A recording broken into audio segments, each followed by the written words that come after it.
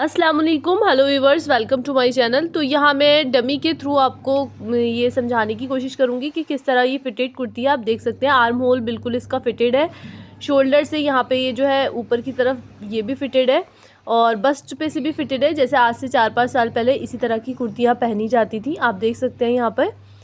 और जो है इसकी सामने की साइड से भी आप देख सकते हैं या हिप की साइड से भी ये एक नॉर्मल कुर्ती है जिस तरह पहले कुर्तियाँ पहनी जाती थी। बैक साइड से भी आप देख सकते हैं बिल्कुल कमर पे से ढालदार है ये एकदम।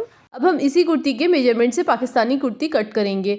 तो यहाँ पे कुर्ती को हम खोल के नाप ले लेंगे और लेंथ इसमें कोई मैटर नहीं करती, क्योंकि आप अपने हाइट के अकॉर्डिंग इसको कम या ज़्यादा रख सकते हैं। बाकी जो हमारी चेंजेस आएंगे वो फिटिंग में आते हैं, क्योंकि किस तरह हम उसको एक थोड़ी ओवर साइज़ की पाकिस्तानी स्टाइल कुर्ती बनाएंगे। तो ये मेजरमेंट्स हैं जो हमने यहाँ पे नोट डाउन कर लिए हैं, और मैंने यहाँ पे सिंपल कुर्ती और पाकिस्तानी कुर्ती दोनों का मेजरमेंट अलग अलग लिखना है जिससे आप अच्छे से समझ पाएंगे। तो हम इसके शोल्डर का नाप ले लेते हैं। तो शोल्डर इसके हमारे 14 इंच हैं, 14 इंच आ रहे हैं। तो मैं यहाँ पे 14 इंच शोल्डर लिख लूँगी और उसके बाद अभी मैं आपको जूम करके दिखा दूँगी नाप मैंने किस तरह लिखा हुआ है। अब हम यहाँ से चेस्ट यानी कि बस्ट का नाप लेंगे। तो बस साइज़ हमारी यहाँ पे 20 है, तो इस तरह हम उसको डबल कर लेंगे कुर्ती का आगे और पीछे का दोनों को मिला के, तो हमारा 40 हो गया। ठीक है, तो बस्ट साइज़ यहाँ पे 40 है, मैंने अभी लिख दिया है। और अब हम यहाँ पे कमर का नाप लेंगे। तो 14.5 इंच पे मैं कमर के लिए नाप ले रही हूँ। तो कमर जो है हमारी 17.5 इंच है। 17.5 इंच जो है उसको भी हम यहाँ डबल में कर लेंगे, तो हमारा आया 35 इंच यानी कि 35। तो मैंने अभी इसको लिख लिया है, सिंपल कुर्ती का मेजरमेंट में लिख रही हूँ एक साइड। अब हम यहाँ पे हिप के लिए नाप लेंगे। तो हिप जो है हमारी यहाँ पे वो 21 इंच है, तो 21 को हम इस तरह डबल फोल्ड करेंगे, तो हमारा आया 42। तो हम हिप का 42 भी यहाँ पर लिख लेंगे। अब हमारी इसमें स्लीव्स और लेंथ बची, तो स्लीव्स के लिए मैं आपको बता देती हूँ, इस तरह गोलाई में 15-16 इंच आप स्लीव्स रख सकते हैं और लेंथ आप अपने अकॉर्डिंग रख सकते हैं। फुल स्लीव्स की ही ये ज़्यादातर कुर्तियाँ बनती हैं। तो एक चीज़ मैं आपको यहाँ और बताना चाहती हूँ कि ये जो इसकी चाक लेंथ है वो यहाँ पर थोड़ी कम है, जैसे कि यहाँ पे 20.5 है। जो नॉर्मल 21-22 चाक लेंथ रखी जाती है वो यहाँ पे 20.5 है, क्योंकि ये घेर वाले प्लाजो के साथ लॉन्ग कुर्ती है जो कि अभी कुछ टाइम पहले बहुत ट्रेंड में था। तो यहाँ पे पाकिस्तानी कुर्ती में हम इसका जो चाक है वो 20.5 इंच है, तो हम यहाँ पे पाकिस्तानी कुर्ती में 21.5 इंच रख लेंगे। 1 इंच मैं बढ़ा दूंगी, तो मैं यहाँ पर लिख लेती हूँ। मैंने यहाँ पे 21.5 इंच लिख लिया है। अब हम इसके नेकलाइन की बात करें तो नेकलाइन या तो ये लोग छोटा बनाते हैं, बोट नेक होता है, या फिर हॉल्टर नेक होता है, या फिर इसमें कॉलर रहता है, जिसकी वजह से हमें शोल्डर में भी चेंजेस करने होते हैं। तो ये देखिए सिंपल कुर्ती है हमारी, यहाँ पे लिखा हुआ है मैंने सिंपल कुर्ती। मेजरमेंट है जो मैंने यहाँ पे लिखा है, शोल्डर 14 इंच, बस्ट 40, कमर हमारी 35, हिप हमारी 42।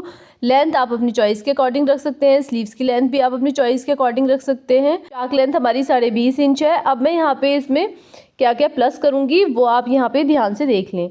तो जो हमारा शोल्डर है उसमें हम 1 इंच प्लस करेंगे, क्योंकि गला छोटा या कॉलर की होने की वजह से हमें यहाँ पे चेंजेस करने होते हैं। और बस्ट हमारा 40 है, तो इसमें हम 3 इंच की लूजिंग ऐड करते हैं, क्योंकि ये थोड़ा सा ओवर साइज लुक में होता है। और कमर में हम 2 इंच की लूजिंग ऐड करते हैं,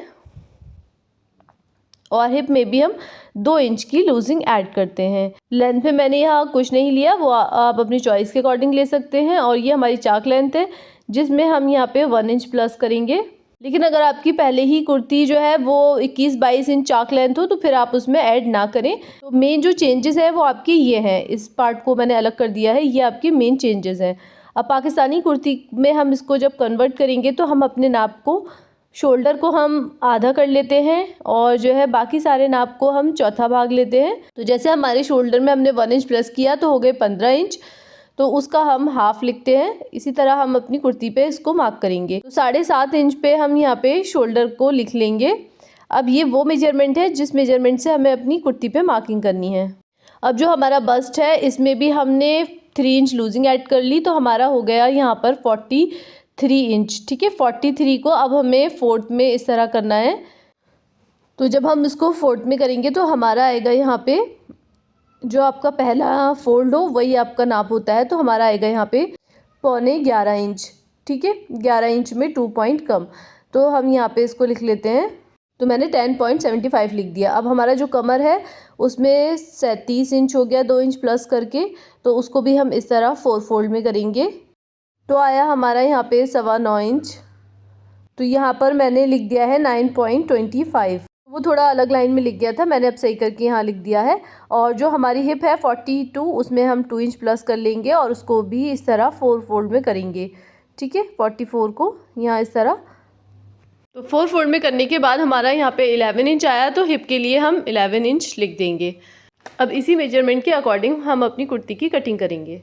तो ये हमारे पास पूरे सूट का फैब्रिक है, इसको मैंने डबल फोल्ड में रख लिया है जिस तरह नॉर्मली कुर्ती की कटिंग करते हैं। ठीक है, तो यहाँ पे मैं पहले एक मार्क कर लूँगी जिससे हमारे कपड़े का टेढ़पन निकल जाता है। फिर इसके बाद हम लेंथ के लिए मार्क करेंगे। तो लेंथ आप अपने अकॉर्डिंग रख सकते हैं। मुझे यहाँ पे नीचे कुछ पैटर्न यूज़ करना है, इसलिए मैं इसको 40 इंच ले रही हूँ। बाकी तो आप अपने हाइट के अकॉर्डिंग लेंथ रख सकते हैं। तो जो भी आपकी लेंथ हो, पहले आप एक मार्क लगा लें लेंथ के लिए। अब जो ये हमने यहाँ पे मेजरमेंट लिखा था उसी को हम यहाँ पे मार्क कर लेंगे। तो मैंने 7.5 पे शोल्डर लिए हैं, यहाँ हाफ इंच बढ़ा के मैं आर्म लेंथ के लिए मार्क करूँगी। तो यहाँ मैंने 8 इंच पे मार्क कर लिया, हाफ इंच हमारे शोल्डर डाउन हो जाएंगे, तो वो 7.5 इंच आ जाएगी बराबर। और यहाँ पे जो हमारा बस्ट था 11.25 इंच, तो 11.25 इंच पे हम बस्ट के लिए मार्क कर लेंगे। अब हम वेस्ट के लिए यहाँ पे मार्क करेंगे, तो 14.5 इंच पे वेस्ट के लिए मार्क करेंगे।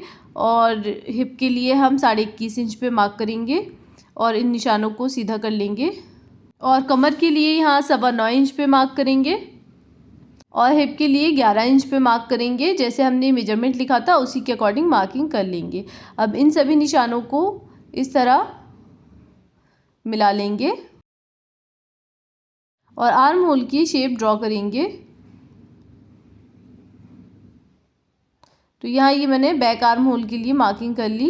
अब 1.25 इंच के करीब अंदर की तरफ मार्क करेंगे 0.75। इस निशान को तिरछा मिलाएंगे यहाँ पे और फ्रंट आर्म होल के लिए अंदर की तरफ से गहराई देंगे इस तरह। यहाँ पे हाफ इंच हम शोल्डर डाउन करेंगे। यहाँ पे हमारी इस तरह मार्किंग हो गई। अब हम इसमें सिलाई मार्जिन ऐड करेंगे। तो 2 इंच के करीब आप सिलाई मार्जिन ऐड कर सकते हैं यहाँ पे, और हिप की साइड चाहें तो आप थोड़ा कम मार्जिन रख सकते हैं 1.5 इंच के करीब। अब इसको यहाँ पे आप स्ट्रेट दामन भी रख सकते हैं या दामन में भी आप 1 से 2 इंच प्लस कर सकते हैं। तो यहाँ पे मैं स्ट्रेट दामन रख रही हूँ, तो मैंने सीधा मार्क कर लिया है। गला हमारा यहाँ पे रहेगा 2.5 से 3 इंच, आप इसको रख सकते हैं। और डेप्थ भी यहाँ पे आप अपने अकॉर्डिंग रख सकते हैं जितनी आप चाहें। तो गला हमारा थोड़ा छोटा रहता है, इसलिए हम हाफ इंच यहाँ पे एक्स्ट्रा ले लेते हैं। तो होप कि आपके सभी डाउट्स इसमें क्लियर हो गए हों। अब हमने जैसे इसकी मार्किंग की है वैसे ही हम इसकी कटिंग कर लेंगे। अब इसको हम ऐसे ही रख के बैक वाले पैनल पे और बैक वाले की भी कटिंग कर लेंगे। यहाँ पे लेंथ में थोड़ा चेंज कर रही हूँ क्योंकि आगे मुझे कुछ इसमें पैटर्न लगाना है और पीछे मुझे इसको प्लेन रखना है। तो पीछे के लिए मैं यहाँ पे प्लेन ले रही हूँ। तो मैं यहाँ पे 46 इंच पे इसको मार्क कर लूँगी। 45 इंच के करीब हमारी लेंथ रेडी होगी। तो लेंथ पे भी मैं यहाँ पे एक मार्क लगा लूँगी। इस तरह पहले निशान लगा लें आप, ताकि दोनों कुर्ती बराबर की ना कट जाए। तो यहाँ पे हम नॉचेस लगा लेंगे और फ्रंट आर्म होल की भी हम इसमें कटिंग कर लेंगे। तो हमारी यहाँ पे कटिंग कंप्लीट हो गई है। जो हेल्पफुल लगी हो तो वीडियो को लाइक करें, शेयर करें और चैनल को सब्सक्राइब कर लें। इसकी स्टिचिंग हम नेक्स्ट पार्ट में करेंगे। Thanks for watching.